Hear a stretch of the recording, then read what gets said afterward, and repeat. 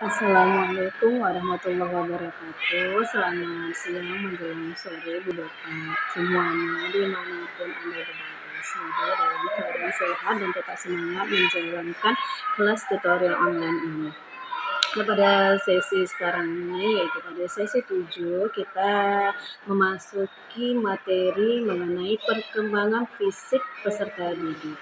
Ibu Bapak dapat membaca materi ini di buku materi pokok, yaitu BMP modul 5 mulai halaman 5.3 sampai dengan halaman 5.16.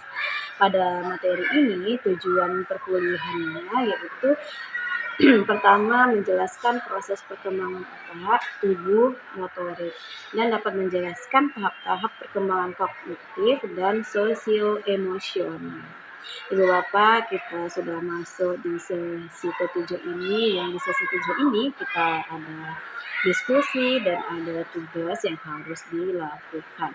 Ibu Bapak, saya berharap diskusi-diskusi sebelumnya dan tugas-tugas sebelumnya dan tugas ini dapat diselesaikan dengan baik.